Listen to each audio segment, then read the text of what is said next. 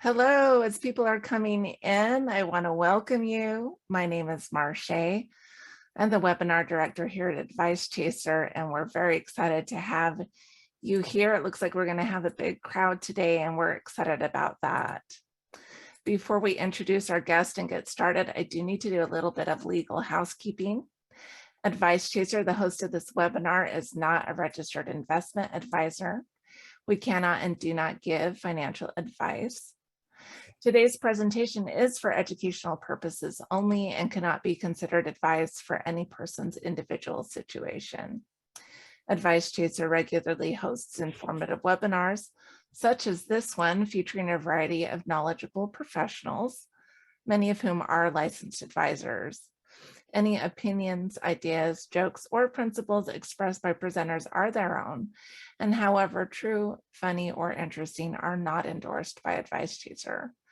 Please do not act on the information you hear today without consulting a qualified financial professional.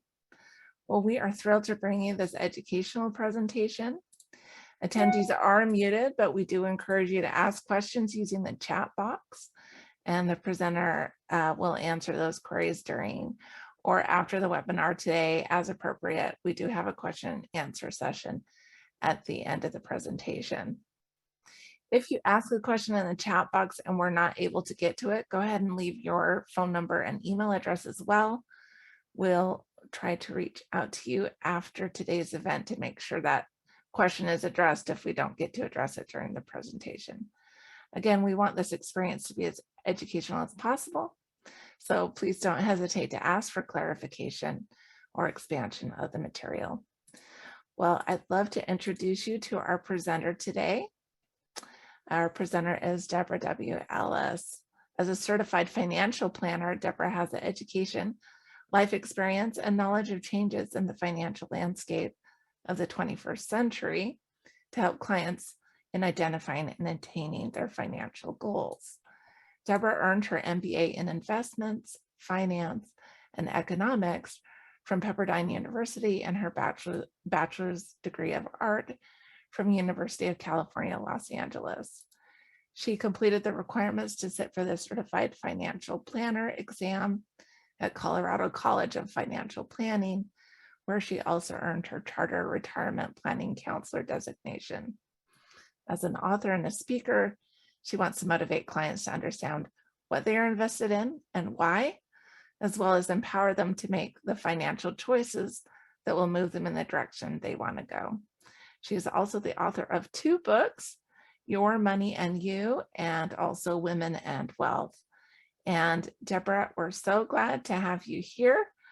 And we're going to do this maybe a little bit differently than our webinar attendees may have seen in the past. We're going to do this more interview style. I'm really excited. Deborah and I have had several conversations to prepare for this. And we hope that the information that we talk about today will be useful to you. So I'd love to start off by having you talk a little bit about what you see retirement today consisting of as opposed to maybe 20, 30 years ago. Can you talk a little bit to that, Deborah? Yes, of course, and even further back than that, because today it's a whole different animal. It's a different beast. Retirement at one point for our grandparents was, okay, retire at 65, watch TV, play with the grandkids, maybe travel a little, but it wasn't, retirement meant stopping work. Nowadays, retirement can mean whatever you want it to be. I like to look at Paul McCartney, who's over 70. What is he, 75, still touring? And you got to look at the Rolling Stones, Mick Jagger, and there are a lot of other notable people. But the idea is, it's not so much are you going to retire? What are you going to do in your next visual idea of your life? Are you retiring from a company you own, one you work for? Have you done the same job for 30 years or 5 years? It doesn't mean what it used to. So the question is, do you want to start your own business? Do you want to travel? Do you have grandkids? What specifically does it mean to you personally? So those might be, so what I'm guessing is those might be questions you want to maybe ask yourself, write little notes Yes. to yourself, put in your journal. What do I want my retirement to look like? And you also want to discuss it with whoever is, in your intimate circle, because they will be affected profoundly. Mhm. Better, we're married for better or worse, but not necessarily for lunch. All right. Well, let's talk a little bit about maybe some more questions you might ask yourself about your lifestyle, what you want your lifestyle to be in retirement. Okay. Um, so the big question is, what kind of lifestyle are you looking for? Um, are you going to have enough money to retire? What are your intentions? And that brings up a client of a couple that came in at one point, and they said, oh yeah, we've talked about it. We're ready. We know we're going to travel. But then when you dug in deeper and asked the husband and wife separately, the wife's version of travel was first class for 3 months to Europe. The husband's version of travel was driving up the coast for the weekend to Santa Barbara. I'm in California, so wherever you are in the, just driving out of town for the weekend. So we had to work with that because yes, they're both viable. It just the financial impact of that choice makes a big, big difference. How much money do you need a month? How much money are you going to have saved before you retire? Do you want to change what your goals are? What do you plan on doing every morning when you wake up? And then one of the other stories I hear from a lot of my clients is, oh, I'm so excited. I retired. I was so excited and I retired, and I'd call my office at 9 o'clock or 10 o'clock the next morning, the first morning I was off, and say, ha ha ha, I'm still in bed. What are you doing? And that went on for a day or two. And then they woke up one day and said, goodness, what do I do now? It's like, okay, I have the rest of the day. Where am I going to spend my time and what am I going to do? And I've seen clients with a lot of issues because suddenly they're totally afloat. They have no idea where they're going or what they're doing because they hadn't thought it through or thought it out. Even if they have enough money, it isn't about the money. It's where are they going and what are they going to do? So what kind of a lifestyle are you looking for? What kind of a house do you want to live in? What kind of travel, if you want to travel? What kind of cars do you want to drive? Where do you want to be spending your time? What do you want to be spending your time doing? And that's really key because that will impact how much you need financially and how you're going to get it, where it's going to come from. And that's interesting how you said that you see this a lot. So what is the solution that you're proposing maybe to people like this? If they're the person that's waking up, the next week or 2 weeks on, and they're like, I have nothing to do. I'm retired from work, but that was my life. I work with them as best as I can. I'm not a psychologist, but I work with them as best I can to help them look at who they want to be, what they want to do, where they want to go, and who are the people that can help them discover that. Usually there's something they always wanted to do that they, have put in the back pocket for so long that it doesn't come up. Oh, I wanted to travel. Oh, I want to work for a charitable institution. Oh, I want to help animals, help the homeless. There's usually something that they really, really care about. And they just have to remember and find it. And usually they might need a little prodding or a little help or a little discussion. So if you can talk about it before you actually retire with whoever your most intimate, your spouse, your family, whoever is going to be stuck with you all day, and discuss, where do you want to go? What do you want to do? How do you want it to look? Mm-hmm. And you'll be surprised at how many exciting things you can come up with. It'll be daunting. You will be in a hurry to get out of there. Unless you really love what your job is, your business or your company. And then maybe you'll tone back, work less hours until you can. But even at that, you do need to have some sort of plan, because it's very possible there'll be a day where you can't go to work, or you don't want to go to work. It's too difficult depending on what you're doing. And you want people taking care of your job so you have an income and you doing what you want to do. And the thing I always remember is no one ever discussed that when we were growing up. I had no idea that there comes a point where you're a certain age and you can't work, or you don't want to work. Or, I mean, it used to be in the old days, at 65, they forced you to retire. Now, that's not true. But now, even if you don't want to stay at a company you work for, there's lots of things you can do to either generate yourself income, part-time, full-time, or donate your time or your experience and help people. Mhm, mhm. Oh, by the way, we did have a comment that Paul McCartney is nearing 80 actually now, so that's And pretty he's cool. still in concert. Thank you for that. Yeah, very good. Goes to You show know, you, don't underestimate it. You know, that yeah, there is no such thing as retirement. Yeah. yeah, yeah. It's funny because what you had said kind of reminds me of the question you ask kids, what do you want to be when you grow up? Well, there's another question. What do you want to be when you're retired? Yeah. Well, I do ask people about to retire, what do you want to be when you grow up? Because now they have to grow up and decide what their own life is. They're not going to be told what to do. They're not going to have to go into work every day. So what did they want to be when they grew up? And now they can do it. Yeah, very cool. Okay, let's talk about it being a major life transition. You know, retirement's a major life transition, like becoming a parent or getting married or going off to college. It's a major life transition. Can you talk a little bit about maybe some of the psychological issues? You know, maybe people might be a little bit, have a little bit of a hard time during that transition.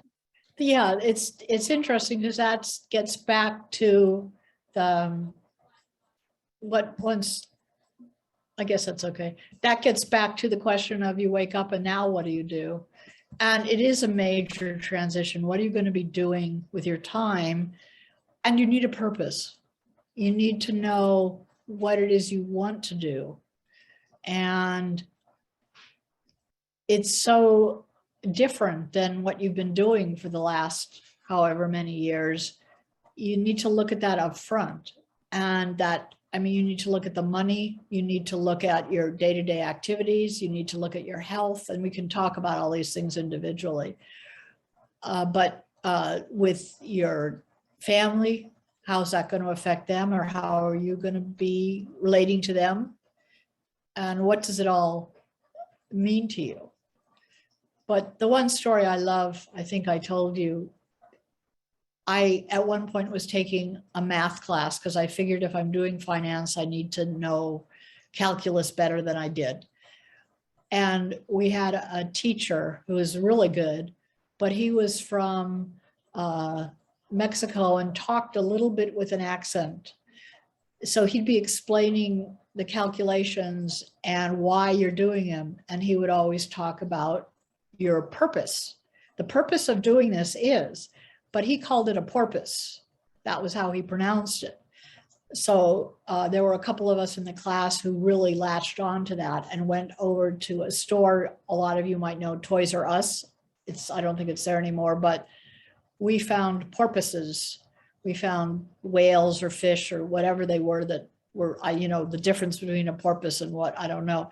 Anyway, we got him a stuffed porpoise and gave it to him. So he would always have a porpoise. And we each got one for ourselves. So we would always have a porpoise. That's a good reminder. It's a great story. Yeah. Let's so you go. need a purpose. Yep.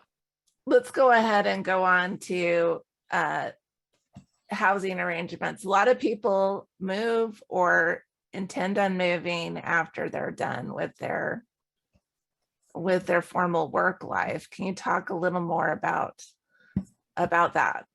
I know you're considering that yourself too. Yeah. We're in California and it might be untenable, but we have a weather thing here. How do we leave the weather? So then the big question is, do you want to downsize, upsize, move someplace else, be near your kids, be in a different place that you are now? And it's a big deal if you're going to move. There's so many issues you need to look at.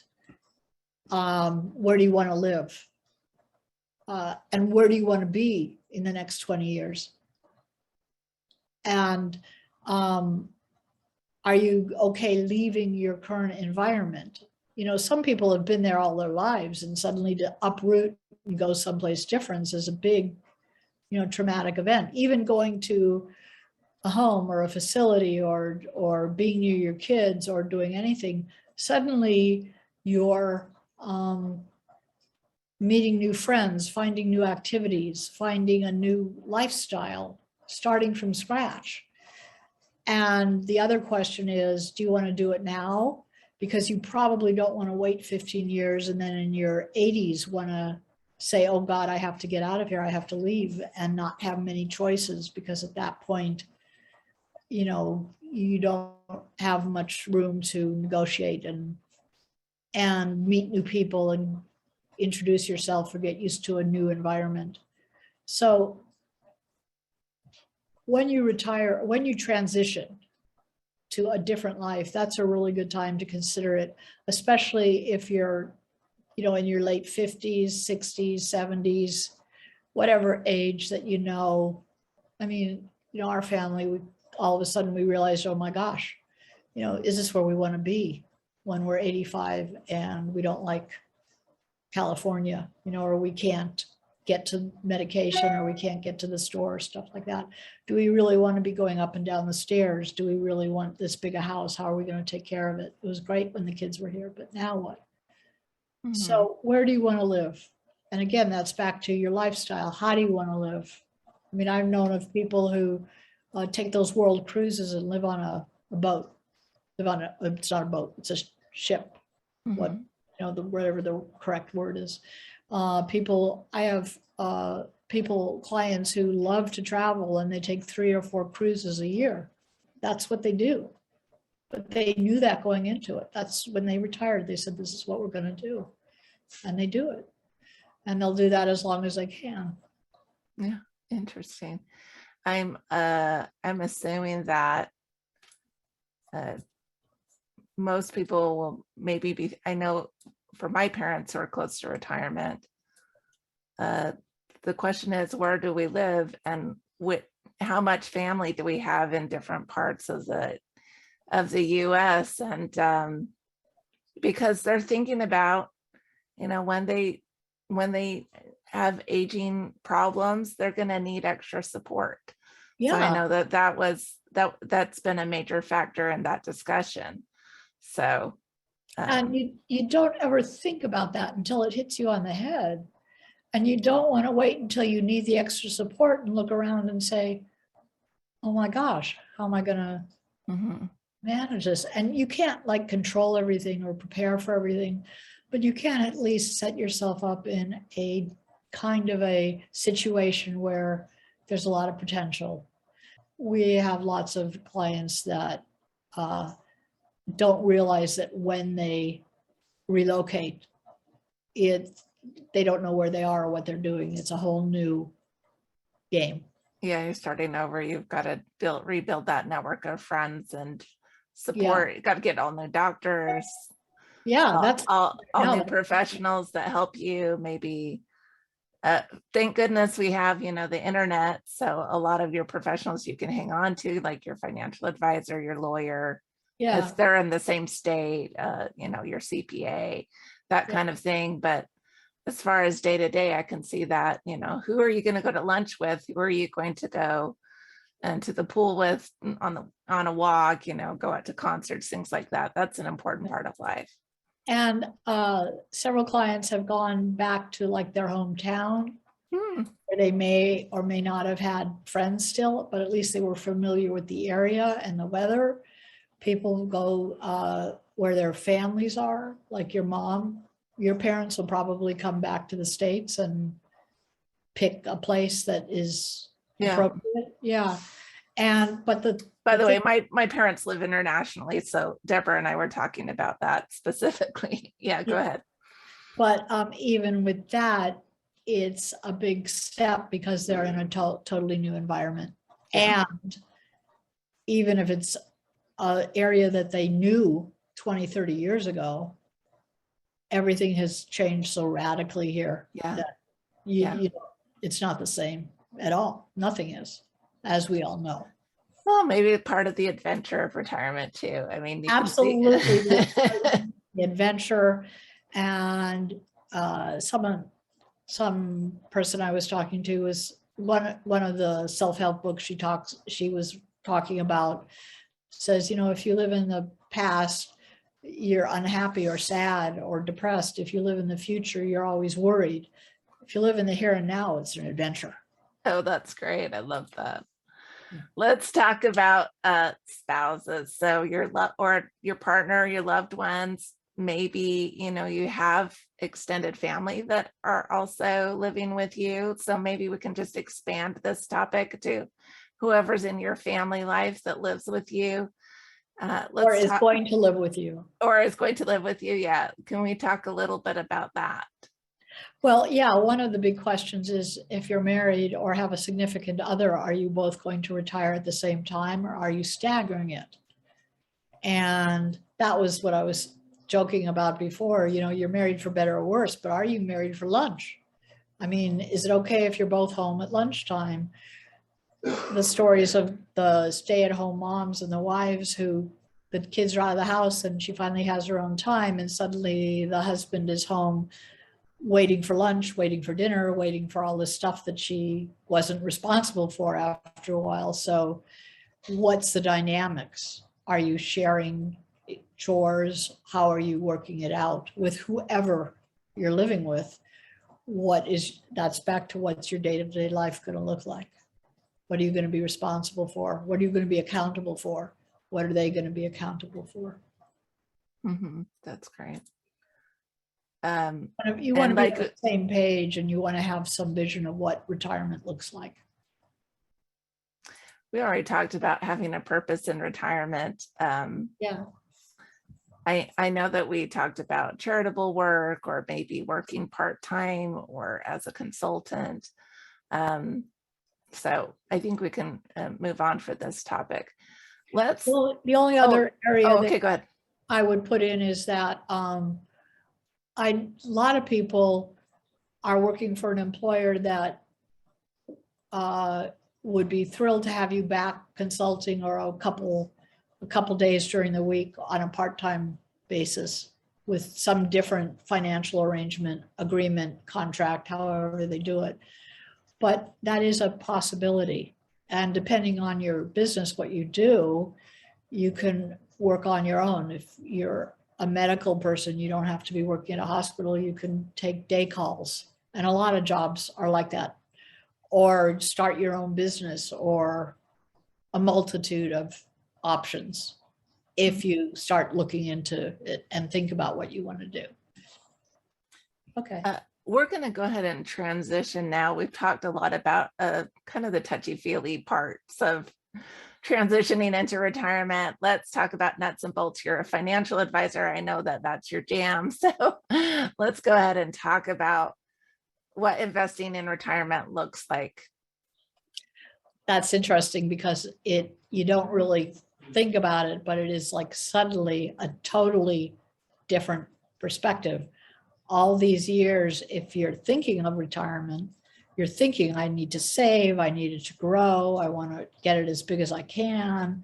How much can I put in? How much growth can I get over the long term? If it goes down, it's not going to matter because I've got another 20 years, the market will come back. Now you're looking at, whoa, I'm going to start drawing down those investments. And you really need to consider this as a totally different phase. It's you're what do you call it? You're taking the money out when you need to. You're distributing it, the distribution phrase. I'm sorry, that word just went past. It's okay. It's not a word I like. I like the accumulation phase. But it's a whole another way of looking at it. So that now as you approach retirement, you need to start looking at how are you investing? You might want to be a lot more conservative if you think you're going to be drawing down the assets or going to need it for yourself. But you still need to look at that because if your assets are just for legacy and you're not expecting anyone to touch them for another 20, 30 years when your kids retire or your grandkids go to college or something like that, then you can still consider it accumulation, but most people want at least some of it available for them if they need it for healthcare, for lifestyle, for unexplained expenses, that kind of thing. So you really, really need to shift your perspective to what kind of guaranteed income will you have other than your investments? Where's it coming from? How much are you going to need? Do you have a pension or not? How do you want to position yourself for the next 20, 30 years? And when I'm doing planning, I usually pick 90 or 100 for their, unless I have clients that say, oh, no, I only want to plan until 85 or 95 or something. You know, I respect that, but if you, A lot of people are living into their 90s yeah, and past 100. So yeah, you don't want yeah. that money to run out if you're a long-lived person. Yeah, and you don't want to suddenly be 99 and not have what you need. Mhm, mhm. So you really do need to look at how you're positioning yourself. And that's talking to a financial advisor can be really helpful, setting that up, making the transition. And it's not like an immediate transition because you're not just going to start selling everything and buying something else. 5 years, if you're know ahead of time, a couple years before you start retiring, before you actually retire, start transitioning your assets to more conservative. And there are a lot of these retirement funds that are based on your life cycle. So where you are is how they manage it. So like if you're just starting out, they'll be much more aggressive as you get closer and closer to retirement. Your retirement fund will be much more conservative. They usually name them by the year you're going to retire, like 2050, 2040. And the sooner the time frame, the more conservative it is. But you can do that on your own. That's interesting. We talked a little bit about emergency funds, like having, you know, a lot of people have money in retirement, but can we talk a little bit about having something in case of emergency and what that needs to probably look like? Before you actually retire, I always suggest you have 6 to 12 months of cash to cover you for 6 to 12 months. Income or cash, the idea is if you're taking money, distributing money from your investments, and the market goes down, you don't want to sell stuff in a down market. So you want some sort of backup. You want to make sure that your monthly income for a year out is covered. If you have guaranteed something like that. But other options are you keep a certain amount of cash.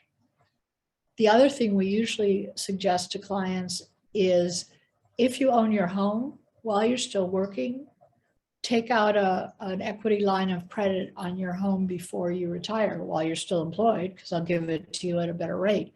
You don't have to touch it. But the point is, and they're not going to charge you anything until you take money out. But if you need cash for some reason, it's there. You'll have a couple $100,000 at any point, depending on how much you set it up for. And it's, you know, you already have the loan on the house. You're not touching the money. It's safe as far as that is, but it's there. The other options are if you're struggling with money or you have questions about it, you can get what they call reverse mortgages, those you have to really understand what you're doing and how it's set up. Depends on what your legacy wishes are with the house, with the property.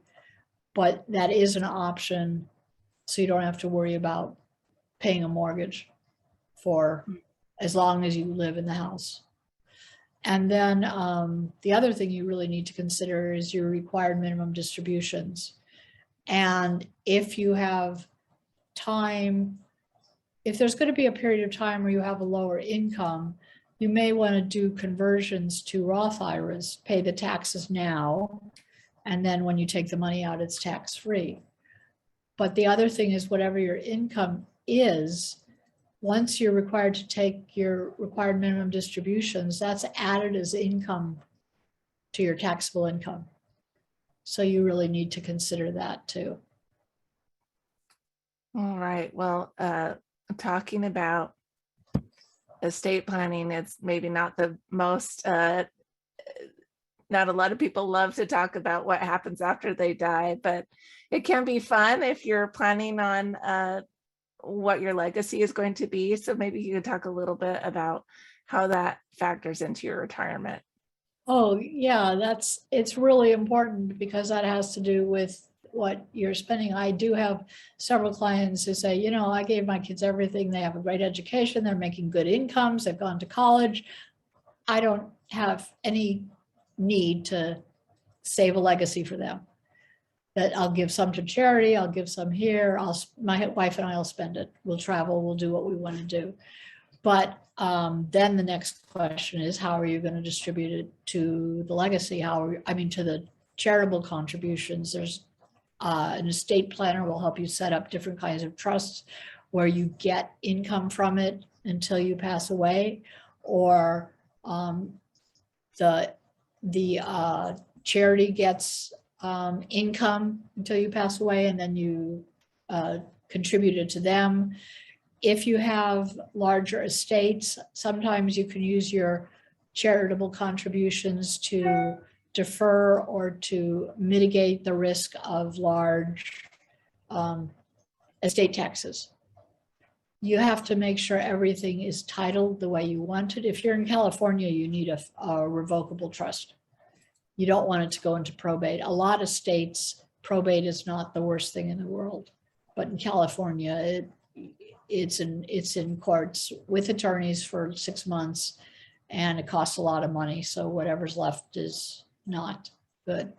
So even if you're not necessarily leaving for your heirs, your children, you do want to make sure that everything is titled correctly for your spouse, for power of attorney. If you can't manage your health care or your decisions, who's going to do it for you? And you want to decide now before the courts step in and say, okay, the son you always hated and you're afraid of is going to decide, who gets your money and how, whether or not you get the care you want. You really want to make those decisions, empower yourself and make those decisions up front. And then, do you want to leave a legacy? And then how are you going to structure it? How are you going to do it? What do you want to do with that? So I'm assuming these things happen in concert with your estate planning attorney and your financial advisor. Yes, So, yes. You really want everyone on the team working together. Your tax advisor or attorney, your estate planner or attorney, and your financial planner, because your tax guy can say, oh, it'll cost less in taxes if you do this, but your estate planner is going to say, well, yeah, that's right, but then so-and-so isn't going to get it. And then your financial planner says, just change the title and you don't have to worry about it. So you want all three of them, you want all of your advisors talking together and on the same page, fulfilling your best interests, doing what you want to be done. So there's titling a living trust, transfer on death. If you don't if they don't require, like a retirement account specifies who's your beneficiary. You need to fill that in. You need to do that. but also there's a transfer on death for bank accounts so that you don't have to come in and your heirs don't have to come in and fight in court or fight the bank to get access to your money to pay the bills, to do all that. Mhm. And power of health attorney, power of attorney in general, financial power of attorney. Those are all things that an estate planner and a trust, they'll help you set up with your trust. Very good. And your decisions on kind of care you want. Do you want life support? What do you want to do if you're very sick? Mhm. And one thing that I always forget about is, what do you want to happen to your remains? Where do you want to go? I had an aunt who just took care of everything, and I didn't realize how huge a job it was until she passed away and I was in charge. I was responsible.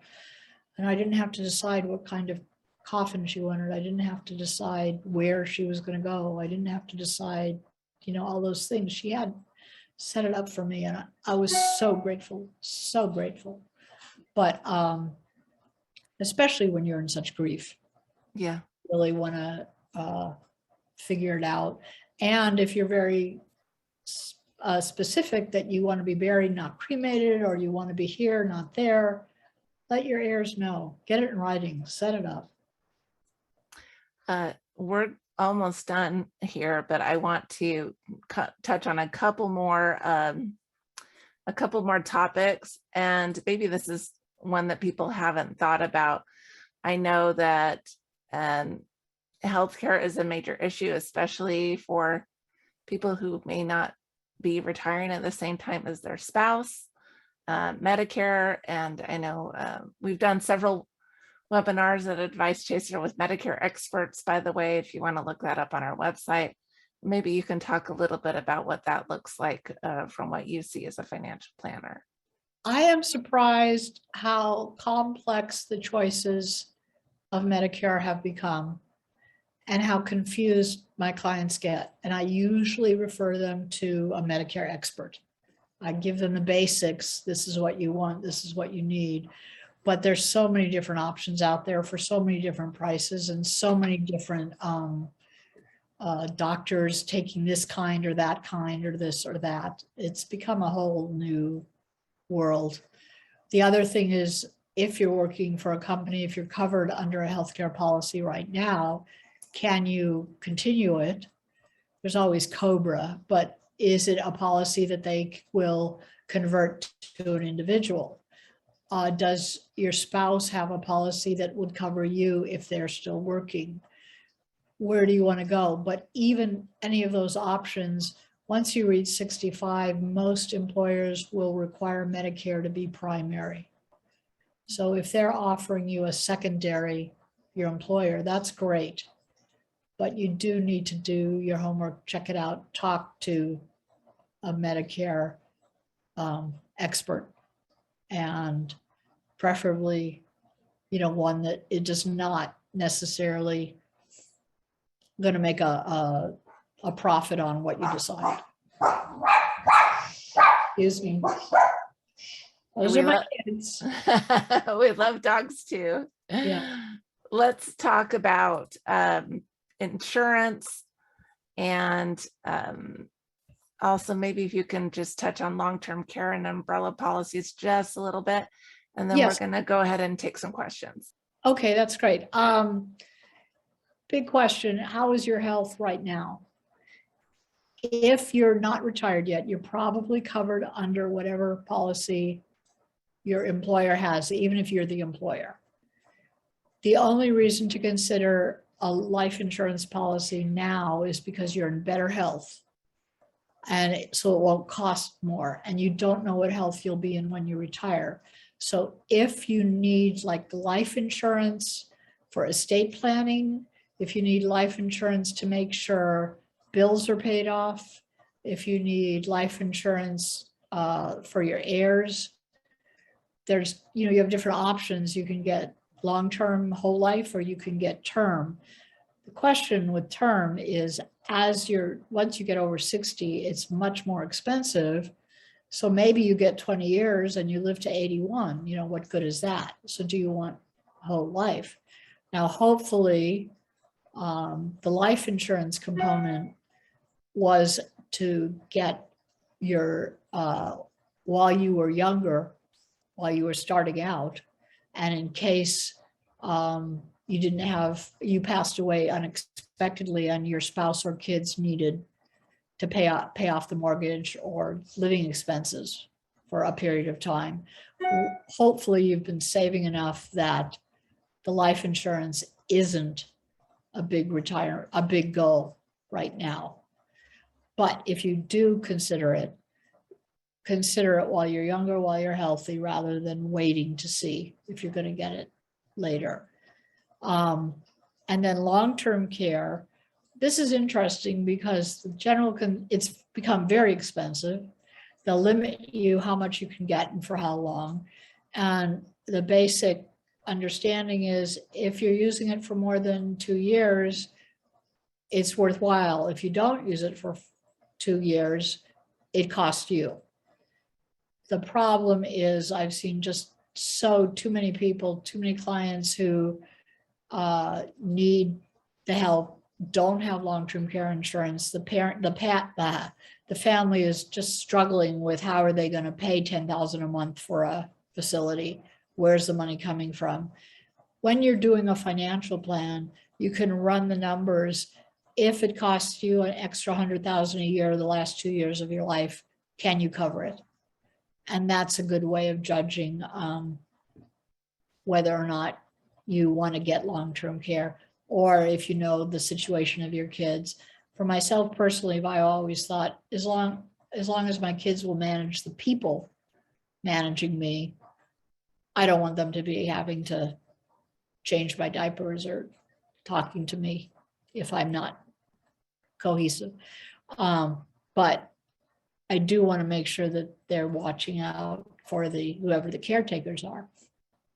So I personally have long-term care insurance, but that doesn't mean it's right for everyone. If you have the assets and you think you're good, and your children or your family is able to make you feel secure in that, then it's like a 2-year question, because it's very frustrating to spend that huge amounts of money and then never use it.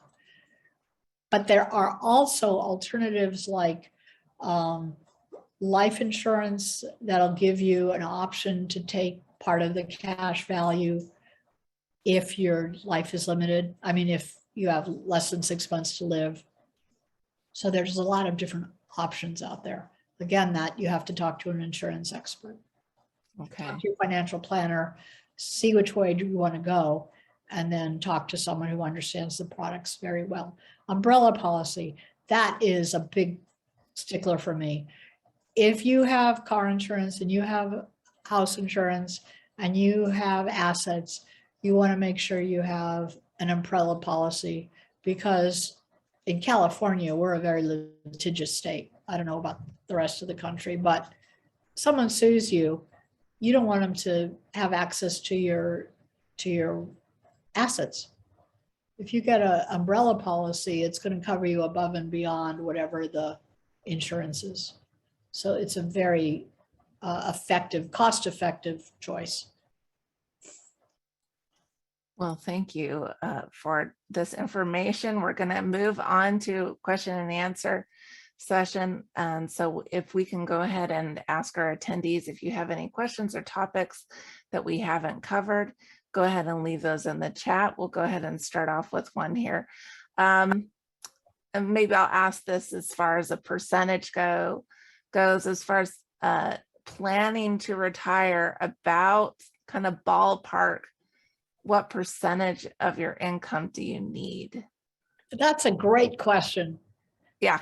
They used to say, 75%. But I go back to, how do you want to live? What's your lifestyle? What do you want to do? California, you can live on the streets and and you don't need any income, and you'll get state aid and stuff. So you don't need any money. You can live off whatever. Not my first choice for my clients. I'm not sure that's the lifestyle many of us would want. No, I pray to God not. But the point is, people say, well, I have enough money to retire. And I always say, yes, you've got enough money to retire. How do you want to live? What's your lifestyle? Let's look at it from what do you exactly want to do? If you look at inflation, if you put $100 under your mattress today with 3% inflation, and we know it's 8% now, in 24 years, it's going to cost you $200 to buy what you could buy today for $100. So if you're making $100,000 a year now, is there any way you would want to be living off less than $100,000 in 20 years when it's going to cost you $200,000 to live? So that gets back to, how is your money invested? What's your lifestyle? How do you want to live? I mean, if you know suddenly you don't have a mortgage, all your expenses are cut, that kind of thing. The only things that's increasing with inflation is food and utilities.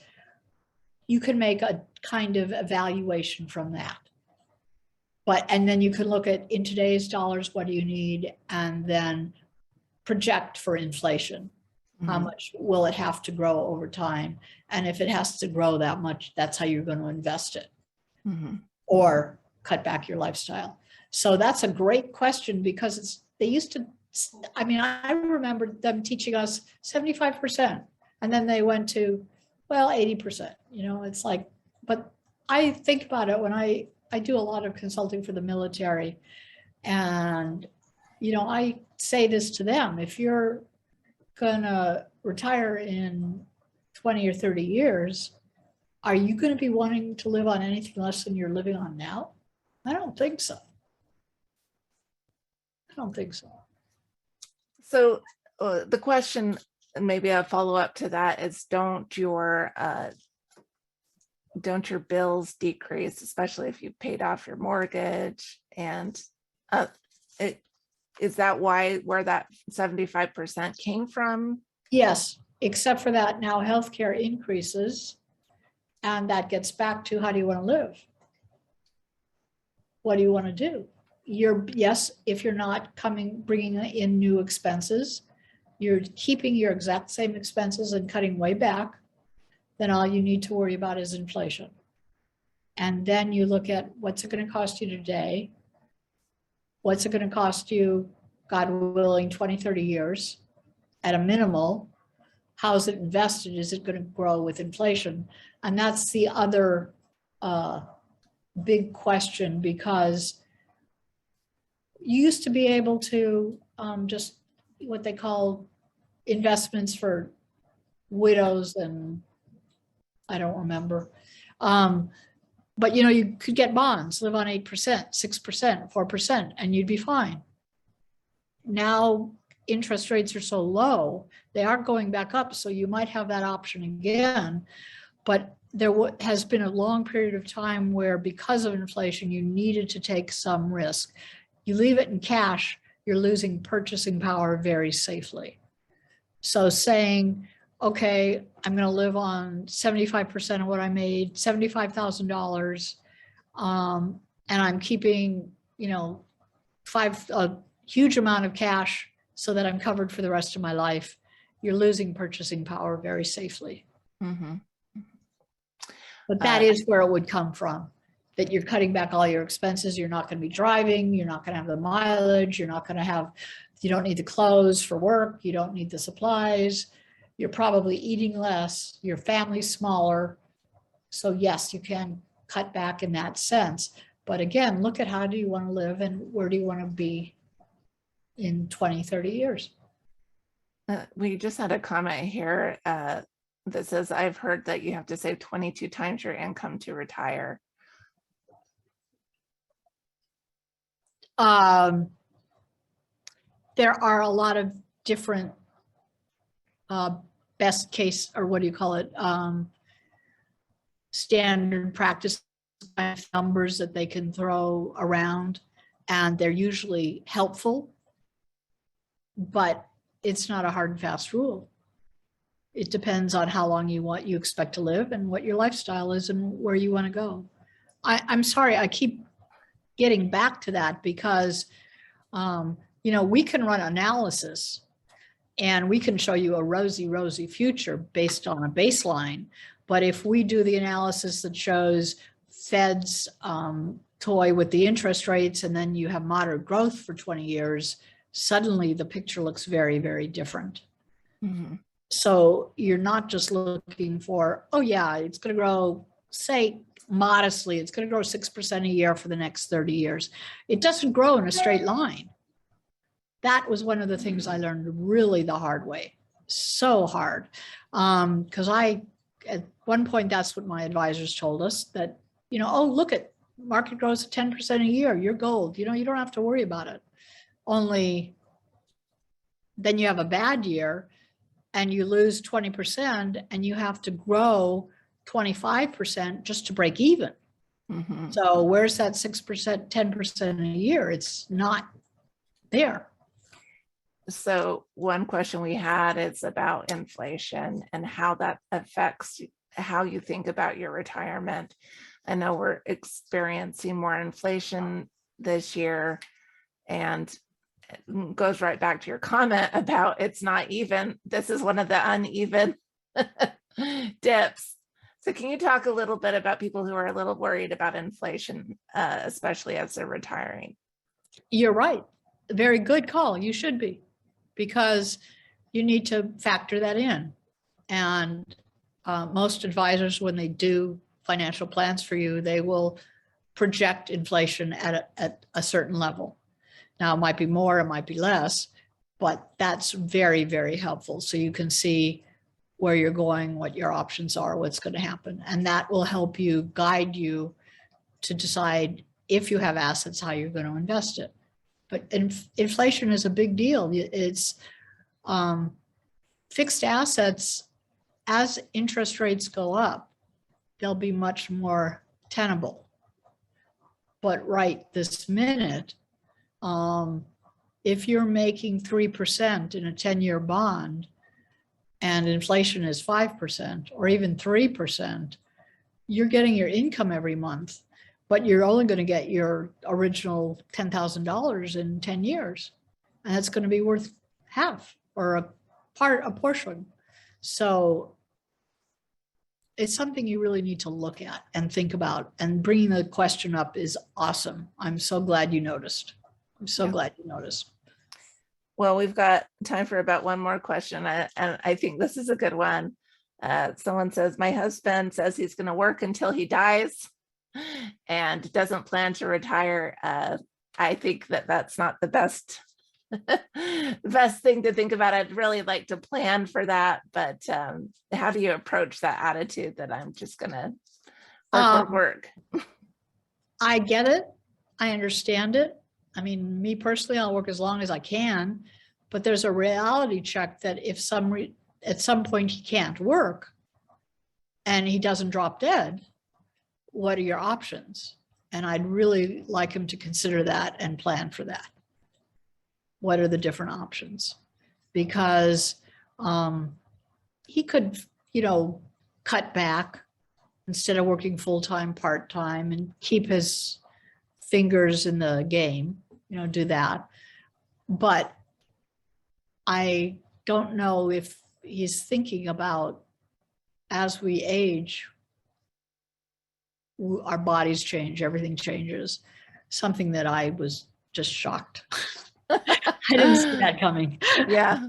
Did not see that coming. And my aunt used to always say, youth is wasted on the young. Yeah. Right on.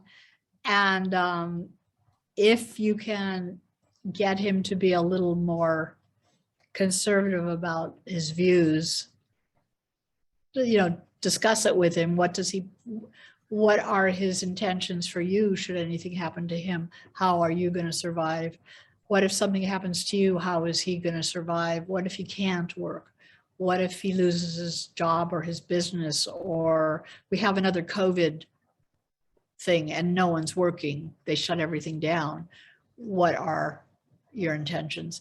You don't even have to call it retirement planning. I don't like the name retirement planning. It's just, what's your next steps? What's your next phase? What are your options going forward? Yeah. I hope that's helpful. I really do.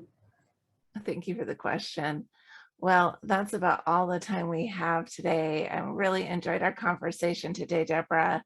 Thank you. I did. And and I loved hearing about having a purpose, a porpoise. Porpoise. And hopefully the people on this call have enjoyed it as well. Again, if you had a question that we weren't able to get to, or if you have a question you'd like to leave in the chat, go ahead and leave it.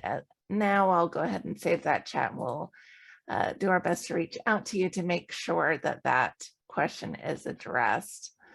Once again, oh, go ahead. Can you leave the chat open for a little while for them if they want to put in questions? I don't know how that works. Yeah. Yeah, I'll just leave the chat open until we close out. So I'm going to go ahead and do my outro now, and you're welcome to go ahead and leave those questions. Oh, and we're getting some comments here. Thank you so much for talking about the inflation. It's scary now that it can be scary, and thanks for educating them. So we'd love your comments too if you want to thank Deborah as well. Thank you all very much for being here. I'm really encouraged that we had a decent audience and that people are interested, and I'm thrilled to be here. Thank you very much for having me. Well, thank you to our attendees. Look for an email from us, from Advice Chaser, with a link to a replay of this event, and you're welcome to share that with friends and family. We want to thank the organizations that have made this webinar possible today. Here at Advice Chaser, we're all about helping you find a financial advisor who's a great fit for your life and your financial questions. Our matching service is free to you, and every one of our advisor partners has agreed to offer a free initial consultation to anyone we introduce them to. Just find out more by clicking on the link, find an advisor at advicechaser.com. Once again, from Advice Chaser, thank you so much, everyone, for coming, and we'll see you at another webinar soon. Goodbye, everyone.